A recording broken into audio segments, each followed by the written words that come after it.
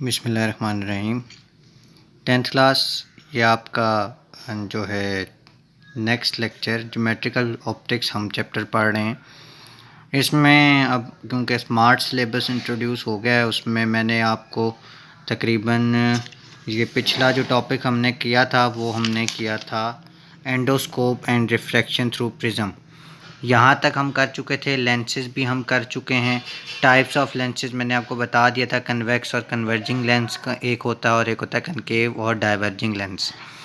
ठीक है, देखिए उसके बाद जो हमारा मैंने कहा था कुछ ये इसकी टर्मिनोलॉजीज़ हैं, हम पहले भी पढ़ के आए हैं। प्रिंसिपल एक्सिस वो होता है जो लेंस के बिल्कुल दरमियान में से सेंटर लाइन गुजरती है, उसको हम प्रिंसिपल एक्सिस कहते हैं। ठीक है, ऑप्टिकल सेंटर होता है कि जो जैसे ये लेंस है, जैसे ये एक लेंस है, इसकी बिल्कुल दरमियान वाली अगर एक लाइन निकालेंगे, यानी कि एक बिल्कुल सेंटर लाइन, जैसे कि ये इस पेज पे हमारी बनी हुई है, आपको बताता हूँ। ये वाली लाइन, ये देखिए आर वाली लाइन देख रही हैं, ये यहाँ पर इसका ये सेंटर है, ये इसका ऑप्टिकल सेंटर है। ये जहाँ पर सी लिखा हुआ है और ये जो पॉइंटेड लाइन दिखाई दे रही है बिल्कुल सेंटर में लेंस के, इसको कहते हैं ऑप्टिकल सेंटर। ठीक है, उसके अलावा जो हमारी थर्ड टर्मिनोलॉजी थी, ऑप्टिकल सेंटर हो गया। उसके बाद जो हमारा था प्रिंसिपल फोकस। प्रिंसिपल फोकस कहते हैं ये जो फोकस पॉइंट होता है इससे लेकर सी तक का डिस्टेंस, यानी कि ये जो सी है ऑप्टिकल सेंटर से लेकर एफ तक का डिस्टेंस क्या कहलाता है? प्रिंसिपल फोकस कहलाता है। ठीक है, उसके बाद focal length, this is the distance between the optical centre and the principal focus. Sorry उल्टा हो गया। प्रिंसिपल फोकस देखिए जो हमारा प्रिंसिपल फोकस जो है वो हमारा यहाँ से लेकर सी से लेकर द लाइट रे travelling parallel to the principal axis of a convex lens after refraction meet at a point on the principal axis called principal focus। जहाँ पर ये आपका मीट कर रहा है प्रिंसिपल लाइन पर आफ्टर रिफ्लेक्शन, यानी डाइवर्जन, असल में डाइवर्ज कर रही है लाइन। ये जो रे ऑफ लाइट आकर यहाँ पर एफ पे आकर जुड़ रही है, एफ पॉइंट पर आकर प्रिंसिपल फोकस को कट कर रही है, इस पॉइंट को हम क्या कहते हैं? Principal focus F. यहाँ पर जो फोकस पॉइंट है उसको हम क्या कहेंगे? Principal focus. उसके बाद फोकल लेंथ। फोकल लेंथ जो असल में है वो ये है कि यहाँ से लेकर सी से लेकर एफ तक का जो डिस्टेंस है वो क्या कहलाएगा? फोकल लेंथ एफ, जिसको हम कहते हैं। और फोकल लेंथ मुख्तलिफ होती है, यानी कि मुख्तलिफ से मुराद ये है कि कनकेव लेंस और कनकेव लेंस और कन्वेक्स मिरर, इन दोनों की सेम होती है। और जो कन्वेक्स लेंस और कनकेव मिरर है, इन दोनों की फोकल लेंथ सेम होती है। यहाँ पर फार्मूला मैंने अभी आपको पीछे ही पढ़ाया है, मिरर फार्मूला भी वही है और लेंस फार्मूला भी वही है। उसमें देखिए हम बीच में जो टॉपिक्स हैं हमने इमेज फॉर्मेशन बाय लेंस ये स्किप करवा दिया, आपके जो स्मार्ट सिलेबस है उसमें नहीं है, उसने स्किप किया है। ये टर्मिनोलॉजीज़ आपको याद करनी है, मैंने आपको पिछले लेक्चर में बता चुका हूँ। उसके बाद हम लोग जो चलने वाले हैं वो ये है image location by lens equation है। लेंस इक्वेशन असल में वही है जो हमने मिरर फार्मूला बेसिकली पढ़ा हुआ है, वही है, लेकिन इसमें थोड़ी सी देखें क्या फ़र्क क्या है। कहते हैं the relation between the object and image distance, कहता है वो ताल्लुक़ जो कि ऑब्जेक्ट और इमेज डिस्टेंस, ऑब्जेक्ट डिस्टेंस यानी लेंस से ऑब्जेक्ट कितना दूर है और उसकी इमेज कितनी डिस्टेंस पे बन रही है, उन दोनों डिस्टेंस का जो आपस में रिलेशन होता है वो फाइंड करने के लिए हम जो फार्मूला इस्तेमाल करते हैं वो हम कहलाता है लेंस फार्मूला। इसमें 1/f = 1/p + 1/q इसका फार्मूला है। f जो है इसमें देखिए ये फोकल लेंथ है, p ऑब्जेक्ट डिस्टेंस है और q इमेज डिस्टेंस है। देखिए फोकल लेंथ जो होती है ना, साइन कन्वेंशन, साइंस मुख्तलिफ होते हैं फोकल लेंथ के, हर तीनों के थोड़े से मुख्तलिफ होते हैं, लेकिन ज़्यादातर फोकल लेंथ पे असरअंदाज होती है। साइन का ताल्लुक़ जो है वो फोकल लेंथ से ज़्यादा होता है। F is positive for converging lens. Converging lens जो होता है ना, उसकी जो फोकल लेंथ होती है वो पॉजिटिव होती है। कन्वर्जिंग लेंस की जो क्या नाम है फोकल लेंथ होती है वो पॉजिटिव होती है, जबकि डाइवर्जिंग लेंस की जो फोकल लेंथ होती है वो नेगेटिव होती है। ठीक है। ऑब्जेक्ट डिस्टेंस पी होता है। P is positive if the object is towards the left side of the lens, यानी कि अगर लेंस यहाँ रखा हुआ है, ये अगर मेरे हाथ को आप लेंस कंसिडर करें तो अगर ऑब्जेक्ट उसके लेफ़्ट साइड पे रखा हुआ है, यानी कि ये लेंस था, जैसे कि अगर आप इस अंगूठी को समझ लीजिए कि ये लेंस है, तो अगर ये जो मेरी छोटी उंगली है लेफ़्ट साइड पर अगर ऑब्जेक्ट रखा हुआ है इससे, तो क्या होगा कि towards the left side of the lens it is called real object. उसको क्या कहेंगे हम? रियल ऑब्जेक्ट कहेंगे। और पी जो होगा उसकी वजह से पॉजिटिव होगा।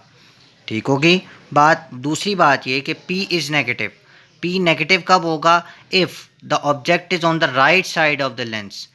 अगर ऑब्जेक्ट जो है वो लेंस के राइट साइड पर होगा तो फिर आपके जो ऑब्जेक्ट डिस्टेंस है वो क्या हो जाएगा? वर्चुअल और वर्चुअल ऑब्जेक्ट कहलाएगा। और दूसरी बात ये कि उसका साइन भी नेगेटिव हो जाएगा। इमेज डिस्टेंस, जिसको Q आप कहते हैं, Q is positive for real image. अगर रियल इमेज बन रही है, जैसे प्रोजेक्टर वगैरह पे बनती है, real image made on the right side of the lens, अगर लेंस के राइट साइड पर बन रही है तो आपका जो पॉजिटिव होगा इमेज डिस्टेंस। और Q इज़ नेगेटिव। अगर Q नेगेटिव कब होगा? For virtual image. अगर इमेज वर्चुअल है, वर्चुअल ऐसी जिसको आप जो रियल ना हो, जिसको यानी कि हैंड, यानी कि वर्चुअल से मुराद ये कि जो ख़याली तस्वीर जिसको आप कहते हैं, मफरूज़ी, जिसको आप हाथ ना लगा सकें। Virtual image made on the left side, अगर लेंस के लेफ़्ट साइड पे बनती है तो फिर वो रियल ऑब्जेक्ट होगा। और दूसरी बात ये कि इमेज वर्चुअल बनेगी और नेगेटिव साइन उसके क्यू के साथ आएगा। अगर साइन चेंज करेंगे, ये हमें आगे हम सवाल करने हैं, उसमें हमें बहुत काम आएंगी ये बातें, वरना अगर हम साइन में गड़बड़ करेंगे तो फिर मुसीबत होगी और मसला ये होगा कि हमारा सवाल सारा ख़राब हो जाएगा। और ये देखिए इसके बाद ये इसने एक एग्जांपल बताई हुई है कि देखें, a concave lens has focal length of 5 centimetre और 15 सेंटीमीटर के फोकल लेंथ है उसकी 15 centimetre. At what distance should the object from the lens be placed, कितने डिस्टेंस पर ऑब्जेक्ट रखा जाए लेंस से, so that it form an image of 10 centimetre, कि उसका जो इमेज हो वो 10 सेंटीमीटर की बने फ्रॉम द लेंस से। Also find the magnification of the lens, और मैग्नीफिकेशन भी फाइंड करें। अब यहाँ पर वो देखें आपको क्या कह रहा है कि 10 सेंटीमीटर दूर इमेज बने किससे? लेंस से। और आपको उसने क्या दिया हुआ? फोकल लेंथ भी दी हुई है। ठीक है, लेकिन आपको क्या फाइंड करना है कि इमेज डिस्टेंस आपको फाइंड करना है, सॉरी ऑब्जेक्ट डिस्टेंस आपको फाइंड करना है, यानी कि P फाइंड करना है। 1/f is equal to 1/p plus 1/q। तो यहाँ पर क्योंकि ऑब्जेक्ट इमेज जो है वो the concave lens always form a virtual and erect image, क्योंकि कनकेव लेंस जो होता है वो वर्चुअल इमेज बनाता है और इरेक्ट इमेज बनाता है। अब जब इमेज ही वर्चुअल होगी, सॉरी हाँ जी, जब इमेज वर्चुअल होगी और इरेक्ट होगी तो उससे क्या होगा? ये देखिए P का जो यानी इमेज डिस्टेंस आपको दिया हुआ है कि इमेज वर्चुअल हुई तो क्या हो जाएगा कि Q नेगेटिव हो जाएगा। और यहाँ पर भी देखिए कन्वर्जिंग लेंस है या डाइवर्जिंग लेंस है, ये कौन सा लेंस है? कनकेव लेंस है। तो इस वजह से हमारी जो फोकल लेंथ है वो क्या रही है? वो भी नेगेटिव हो गई। क्यों? क्योंकि डाइवर्जिंग लेंस है इसलिए वो भी नेगेटिव हो गई, दोनों साइंस नेगेटिव हो गए। तो क्या होगा? -1/-10 प्लस 1/-15 सेंटीमीटर। तो जब आप इसको माइनस करेंगे फ्रैक्शन को तो एलसीएम लेंगे तो 1/p is equal to 3 centimetre -2 centimetre divide by 30 centimetre square. तो फिर जब इसको आप यानी कि रिवर्स करेंगे इक्वेशन को, यानी कि आप उलट करेंगे तो आपके पास 30 सेंटीमीटर आंसर आ जाएगा। इसने आगे मैग्नीफिकेशन भी कहा हुआ है कि मैग्नीफिकेशन भी फाइंड करें, मैग्नीफिकेशन का फार्मूला आगे है। देखिए अब ये एप्लीकेशन ऑफ लेंसेज हैं कि लेंस कहाँ कहाँ इस्तेमाल होते हैं। लेंस इस्तेमाल होते हैं, कैमरा में इस्तेमाल होता है, ठीक है। क्या होगा, कैमरे में लेंस इस्तेमाल होता है, उसके अंदर पीछे ये अब खैर पुराने कैमरास की बात है। नए कैमरास में तो खैर जो है वो डिजिटल कैमरास हैं, तो उसमें सारी फ़ोटोज़ रिस्टोर यानी स्टोर होने की जगह ही मेमोरी कार्ड है, ठीक है। लेकिन उसके अंदर भी लेंस इस्तेमाल होता है, ऐसा नहीं कि उसके अंदर लेंस इस्तेमाल नहीं होता, लेंस ज़रूर इस्तेमाल होता है, ठीक है। इसके अंदर फ़िल्म इस्तेमाल होती थी जिसको हम वो कहते थे ना नेगेटिव निकलते थे, उसके बाद फिर उसकी वो तस्वीरें धुलती थीं, फिर जाकर तस्वीरें बनती थीं, डेवलप होती थीं। ये उस दौर के कैमरों की बात हो रही है। कहता है a simple camera consist of light proof box. इसके अंदर लाइट प्रूफ बॉक्स होता है, अंदर लाइट नहीं होती, रोशनी नहीं जाती। With a converging lens, converging lens वो होता है जो आपकी रेस को अपने अंदर से गुजर के नीचे की तरफ फोकस करता है एक पॉइंट के ऊपर, ठीक है। फ्रंट एंड एक होता है ना जो क्या नाम है, सॉरी, जो कन्वर्जिंग लेंस है वो आपकी रेस को फैलाने के बजाय सुकेड़ता है, जबकि डाइवर्जिंग लेंस जो होता है ना वो फैलाना शुरू कर देता है, यानी कि लाइट को बिखेरता है, ये फोकस करता है। Front end light sensitive plate और फिल्म एट द बैक, उस फिल्म के ऊपर फोकस कर देता है, वहाँ पर रियल और इन्वर्टेड इमेज बनती है। फिर क्या होता है, the lens focus images to the photographed on to the film. In simple lens camera the distance between the lens and the film is fixed.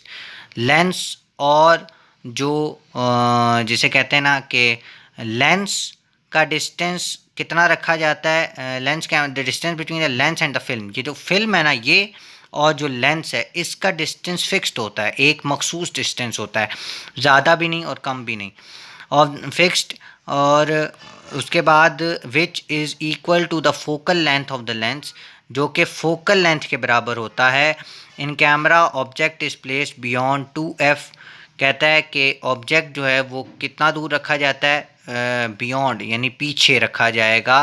कितना पीछे रखा जाएगा, 2f, फोकल लेंथ के डबल रखा जाएगा। A real inverted and diminished image is formed in the way as shown in the figure 12.27। Image यहाँ पर उल्टी बनेगी, रियल इन्वर्टेड इमेज। उसके बाद स्लाइड प्रोजेक्टर्स हैं। स्लाइड प्रोजेक्टर्स वही हैं जिससे आप बड़े सिनेमास पे आप मूवीज़ देखते हैं, तो वो बेसिकली क्या होते हैं, वो स्लाइड प्रोजेक्टर्स ही होते हैं जिसमें आप बड़ी बड़ी सामने एक सफ़ेद कपड़ा होता है, उसी के ऊपर जाकर वो इमेज बनती है। उसके अंदर कनकेव मिरर इस्तेमाल होता है, ठीक है, कंडेंस लेंसेज इस्तेमाल होते हैं, ठीक है, और प्रोजेक्शन लेंस इस्तेमाल होता है। अब प्रोजेक्शन लेंस और ये कंडेंस लेंस देख लीजिए, मैं पढ़ लेता हूँ एक दफ़ा। The light source is placed at the centre of the curvature. Centre of curvature पर यानी कि सेंटर ऑफ कर्वेचर जहाँ पर होता है वहाँ पर लाइट सोर्स रखा जाता है। कन्वर्जिंग और कनकेव मिरर एज यानी एट अ टाइम इस्तेमाल होते हैं। The concave mirror is use to reflect light. Concave mirror क्या करता है, रिफ्लेक्ट करता है लाइट को back in fairly parallel way, और सीधी पैरेलल वे में रिफ्लेक्ट करेगा लाइट को। The condenser is made up of 2 converging lens. 2 converging lens से बना होता है कंडेंस लेंस। तो क्या करेगा, that reflects the light so all part of the slide are illuminated with parallel rays. उससे क्या होगा कि सामने वाली जो पूरी इमेज हो यानी ये जो स्क्रीन होगी ना पूरी रोशन हो जाएगी, सफ़ेद हो जाएगी, बिल्कुल रोशन हो जाएगी। फिर ये जो प्रोजेक्शन लेंस है करेगा क्या, द प्रोजेक्शन और converging lens provides a real image. वो एक रियल इमेज बनाएगा एंड इन्वर्टेड इमेज, और एक उल्टी इमेज बनाएगा। It must be real to be projected on a screen. ये स्क्रीन पर प्रोजेक्ट हो जाएगी। The slide object must be placed between f and 2f। तो जो स्लाइड है जो ऑब्जेक्ट है मस्ट बी प्लेस्ड कहाँ रखा जाए, f और 2f के दरमियान में, यानी फोकल लेंथ के डबल और फोकल लेंथ यानी जितनी है प्रिंसिपल फोकस और 2f उससे के दरमियान में रखी जाएगी object the of projection lens so as to produce a real image, जिससे रियल इमेज बने, एंड इन्वर्टेड इमेज, और इन्वर्टेड इमेज भी बने। Because the image is inverted the slide must be placed upside down and laterally inverted so we can see the erect image properly, जिससे हमें तस्वीर सही तरह दिखाई देगी। उसके बाद फ़ोटोग्राफर इनलार्जर है, यानी कि तस्वीर बड़ी करके दिखाने वाला, वो भी अब खैर मादूम ही हो गया, इस्तेमाल इतना ख़ास नहीं होता, ये ज़्यादा इस्तेमाल होते हैं। स्लाइड प्रोजेक्टर का ही एक किस्म है ये इमेज को एनलार्ज कर देता है, बड़ा कर देता है, ठीक है। प्रोजेक्शन लेंस भी इसमें इस्तेमाल होता है, इसकी फ़िल्म जो है वो प्रोजेक्शन लेंस से पहले रखी जाती है।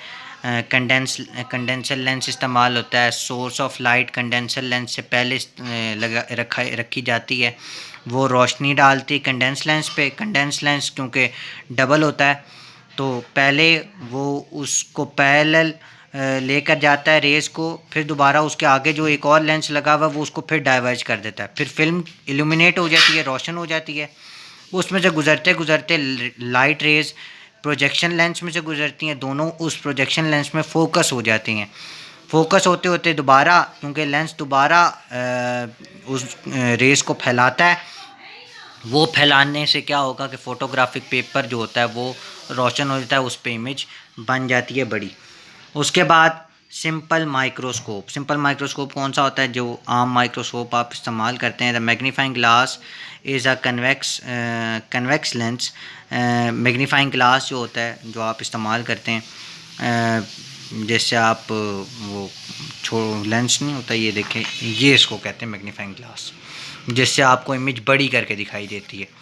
अब उसमें आपका कन्वेक्स लेंस इस्तेमाल होता है which is use to produce magnified image, जिससे बड़ी इमेज दिखाई जाए, और स्मॉल ऑब्जेक्ट, छोटे ऑब्जेक्ट की बड़ी इमेज दिखाई देती है। The object is placed nearer the lens than the principal focus such that an upright visual and magnified image is seen clearly 25 centimetre from the normal eye. हम ये इसने बताया हुआ कि आई से 25 सेंटीमीटर आप इमेज थोड़ा दूर रखें, और उसके दरमियान आप अगर आप मैग्नीफाइंग ग्लास इस्तेमाल करें तो आपको इमेज साफ़ सुथरी और बड़ी दिखाई देगी। मैग्नीफाइंग पावर क्या होता है? If the object is now move nearer to the eye, अगर ऑब्जेक्ट जो है वो आई के नज़दीक लेकर जाया जाए तो क्या होता है? The angle on the eye will increase and object theta and becomes theta. जो एंगल बनता है आई का वो इंक्रीज़ कर जाता है, but the eye will not be able to see it clearly. जितना आप करीब ले जाएंगे आँख के ऑब्जेक्ट, वो आपको दिखाई नहीं देगा साफ। कहते हैं ना कि जो ये एक फिर इस्लामिक पहलू आ जाता है कि देखें खुदा क्यों नहीं देखा जा सकता, क्योंकि देखने के लिए 3 चीज़ों का होना ज़रूरी है। एक तो ये कि वो जिस्मानी वजूद रखती हो शय, दूसरी ये कि उसका और आपके आँख के दरमियान फ़ासला हो, ठीक है।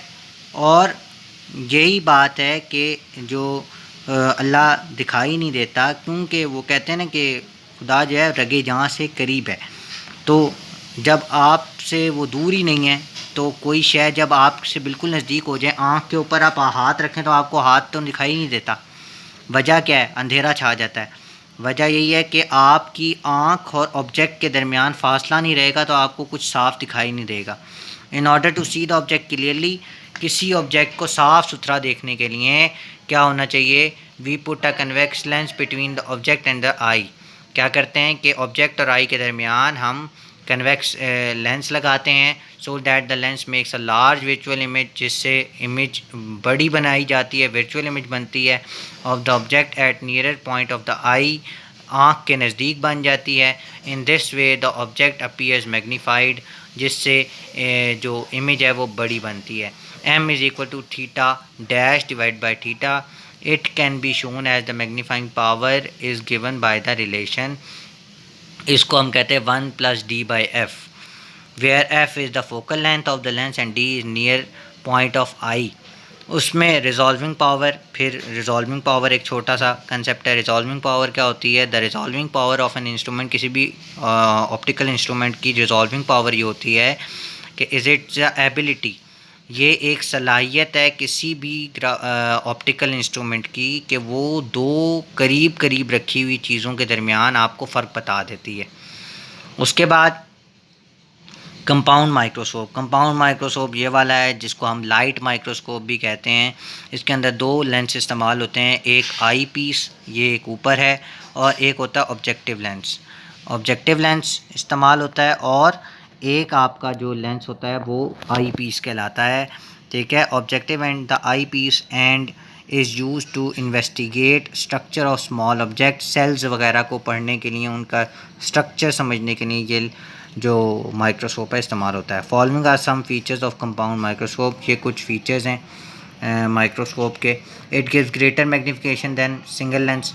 अगर एक लेंस इस्तेमाल करेंगे तो उससे क्या होगा, इतनी बड़ी इमेज नहीं बनेगी, जबकि डबल लेंस होता है इसके अंदर तो इसलिए बड़ी इमेज बनती है, ज़्यादा बड़ी इमेज बनती है, जिससे आप एबल होते हैं कि अच्छी तरह से एक छोटे ऑब्जेक्ट को बड़ा करके देख पाते हैं। The objective lens has a short focal length. Objective lens जो होता है ना, उसकी शॉर्ट फोकल लेंथ होती है, फोकल लेंथ छोटी होती है, यानी इतनी छोटी होती है कि फोकल लेंथ जो है वो 1 सेंटीमीटर से भी कम होती है। The eye piece has larger focal length. Eye piece जो होती है उसकी फोकल लेंथ बड़ी होती है। एफ ई जिसको आप कह रहे हैं ऑफ अ फ्यू सेंटीमीटर, वो कुछ सेंटीमीटर बड़ी होती है। Magnification of the compound microscope.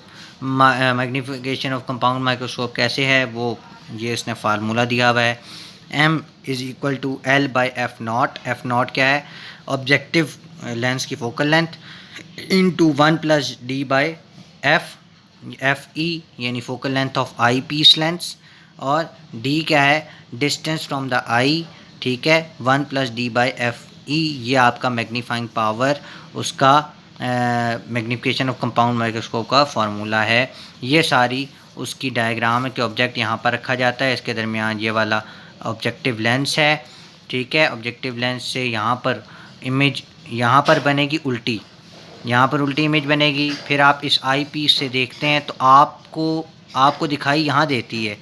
आप समझते हैं कि फोकस यहाँ पर हो रही है, लेकिन असल में इमेज जो है वो फाइनल इमेज यहाँ पर बन रही होती है, जो कि आई पीस लेंस से पीछे, जहाँ से आप देख रहे हैं आई पीस लेंस और ऑब्जेक्टिव लेंस से पीछे यहाँ पर फाइनल इमेज यहाँ पर बन रही होती है। उसके बाद uses of compound microscope. Uses of compound microscope क्या है कि a compound microscope is used to study bacteria and other micro objects.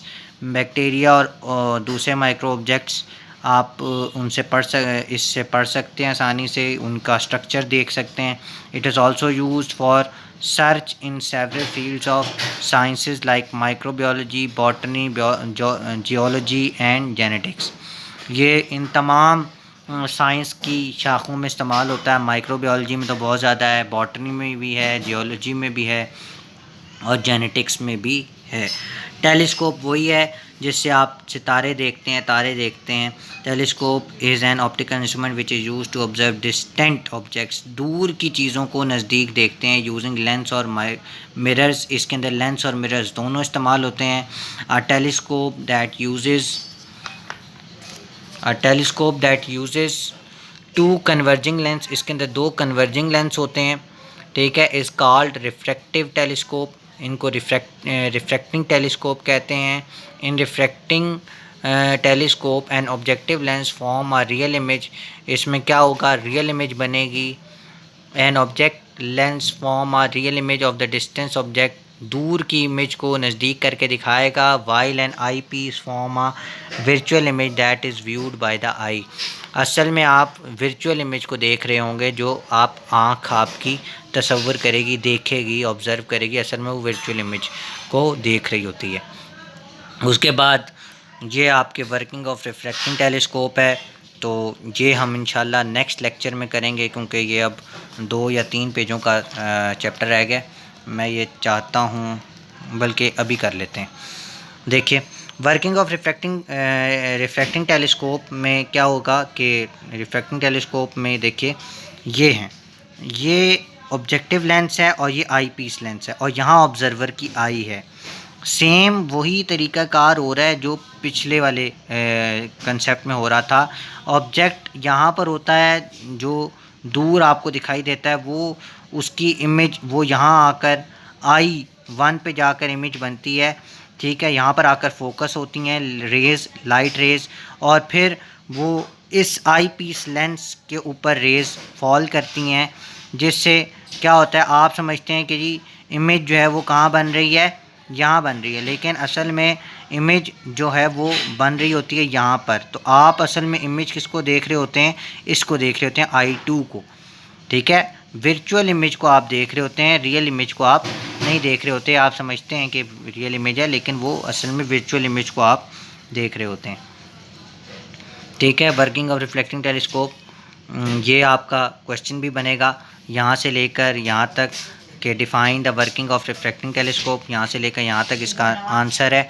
उसके बाद जो है वो कंपाउंड माइक्रोस्कोप का भी आंसर सवाल है कि डिफ़ाइन कंपाउंड माइक्रोस्कोप, वो यहाँ से लेकर पहले यहाँ से नहीं, यहाँ से लिखेंगे आप features and magnification of compound microscope, following are some features of compound microscope, यहाँ से लेकर यहाँ तक आप लिखेंगे। ये दूसरा सवाल होगा, ठीक है। मैं उल्टा चल रहा हूँ बेसिकली। उसके बाद आपका बाकी ये सारी याद करने वाली बातें, ये डेफिनेशन है, डिफ़ाइन लेंस फार्मूला यहाँ से लेकर यहाँ तक ये। उसके बाद डिस्क्राइब सिंपल माइक्रोस्कोप, वो यहाँ से लेकर यहाँ तक है। मैग्नीफाइंग पावर की हेडिंग देंगे और यहाँ से if the object is now moved nearer to the eye, यहाँ से लेकर यहाँ तक आई तक। उसके बाद but the eye will not be able to see it clearly और in order to see the object clearly, यहाँ से लेकर आप यहाँ तक निशान लगाएंगे जो कि आप करेंगे। इसका सवाल क्या बनेगा मैंने आपको बता दिया कि डिस्क्राइब सिंपल माइक्रोस्कोप। इसके बाद जो है वो है magnification of telescope. Magnification of telescope मैं आपको बता चुका हूँ, जो कि आप इसके साथ ही लिखेंगे describe the working of the refracting telescope, यहाँ से लेकर यहाँ तक। उसके बाद द ह्यूमन आई, आँख कैसे काम करती है हमारी, वो ये है कि the image formation in human I is shown. क्या होता है कि ये देखिए ये हमारी आँख के अंदर लेंस है, ऑब्जेक्ट हमारे सामने रखा होता है तो वो उसके ऊपर रोशनी पड़ती है, ठीक है। जब रोशनी पड़ती है तो वो जो लाइट रेज हैं ट्रैवल करती हैं हमारी आँख की तरफ। अब हमारे अंदर जो आँख है ना उसके अंदर आयरिस एक जगह है, ठीक है, वहाँ पर उससे पीछे एक लेंस लगा हुआ है, ठीक है, जो जिसके अंदर से इस लेंस में से जब रेज़ गुज़रती हैं तो वो यहाँ पर आकर फोकस होती हैं पॉइंट पर, दोनों रेज़ आकर टकराती हैं, आपस में एक दूसरे को इंटरसेक्ट करती हैं और जाकर बाद में रेटिना के ऊपर जाकर इमेज बनाती हैं। गुज़रती भी जाएंगी दोनों, एक ऊपर से आएगी एक नीचे से जाएगी, दोनों जाकर इमेज बनाएंगी रेटिना के ऊपर। और दूसरी बात ये कि रेटिना के ऊपर जो इमेज बनेगी वो उल्टी बनेगी, बजाय ये कि सीधी बनने के उल्टी इमेज बनेगी, जिसको आपका फिर दिमाग जो दिमाग है उसको फिर इंटरप्रेट करेगा और उसको ठीक करके सीधी करके दिखाएगा। ये उसकी सारी ह्यूमन आई का उसने स्ट्रक्चर दिया हुआ है, इसको आप पढ़ लेंगे तो आपको मेरी बातें समझ में आएंगी। सारी बातें मैं नहीं पढ़ सकता क्योंकि इतना टाइम नहीं होता वीडियो लेक्चर में। हाँ, अगर फ़िज़िकल क्लास होती तो मैं ज़रूर ये सारा थ्योरी भी पढ़ता। उसके बाद है accommodation. The camera focuses the image of an object at a given distance from it by moving the lens towards or away from the film. The eye has different adjusting mechanism for focusing the image of an object onto the retina.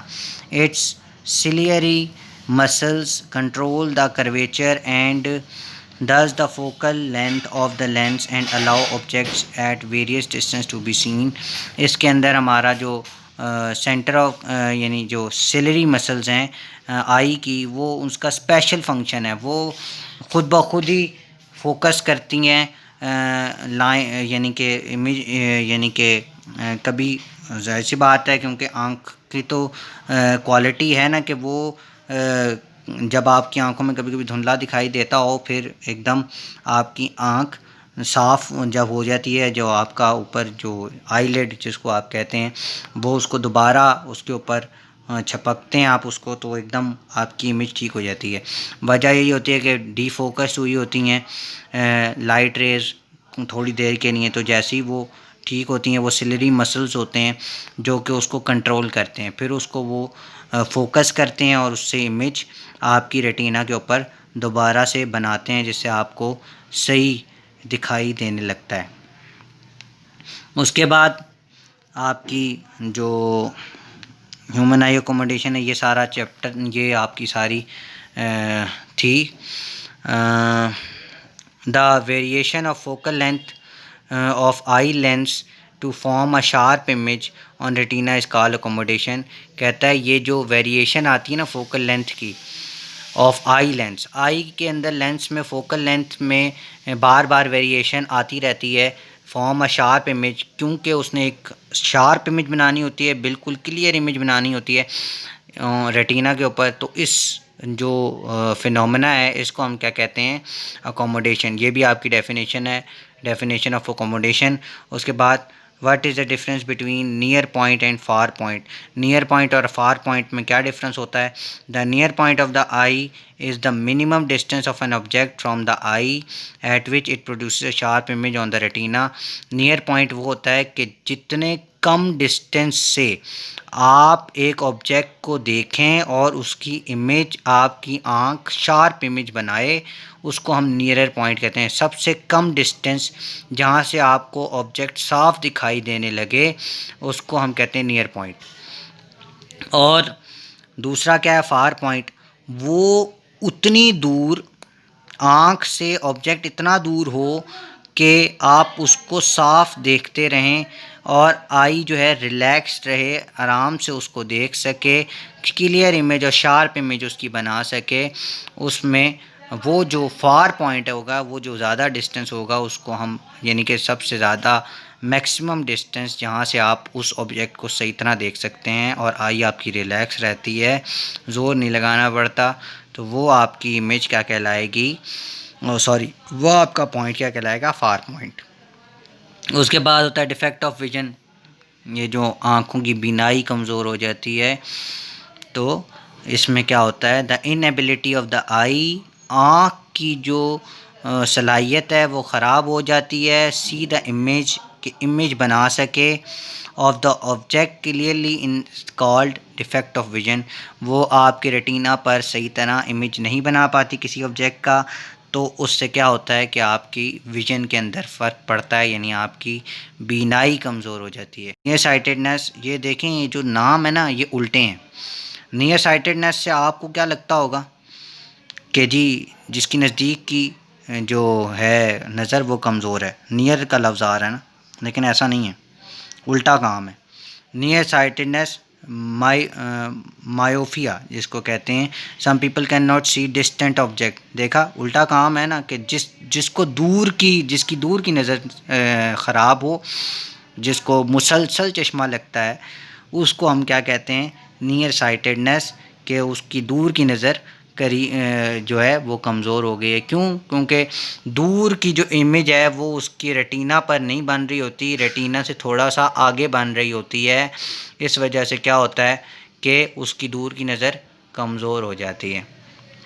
और जो B है वो क्या है कि या तो problem है रिलैक्स्ड लेंस है, अगर फिर उसके बाद क्या है, यानी कि उसको ठीक करने के लिए, क्योंकि इमेज जो है वो पहले बन रही है, उसको ठीक करने के लिए हम क्या करते हैं, डाइवर्जिंग लेंस जो है आँख के आगे लगा लेते हैं, क्योंकि उसका जो लेंस अपना आई का लेंस है वो सही तरह काम नहीं कर रहा होता, तो वो उस क्योंकि पहले ही फोकस कर देता है, जो अगर आई के आगे ये वाला डाइवर्जिंग लेंस ना हो तो वो क्या करता है, लाइंस को पहले ही फोकस कर देता है, बजाय देर से फोकस करने के, यहाँ फोकस करने के वो पहले फोकस कर देता है। इसलिए हम क्या करते हैं, डाइवर्जिंग लेंस उसके आगे लगा देते हैं। वो बजाय वो रेज़ को जो आ रही होती है उनको थोड़ा फैला देता है, फैलाता है, तो फिर दोबारा जब लेंस हमारे आँख की लेंस के ऊपर पड़ती हैं वो रेज़, वो उसको फिर दोबारा फोकस करती हैं रेटिना के ऊपर, जिससे आँख की जो नज़र है वो ठीक हो जाती है। ये आपका असल में टॉपिक है कि डिस्क्राइब नियर साइटेडनेस, और इसकी आप यानी कि हेडिंग देंगे और यहाँ से लेकर यहाँ तक आप इसका आंसर लिखेंगे।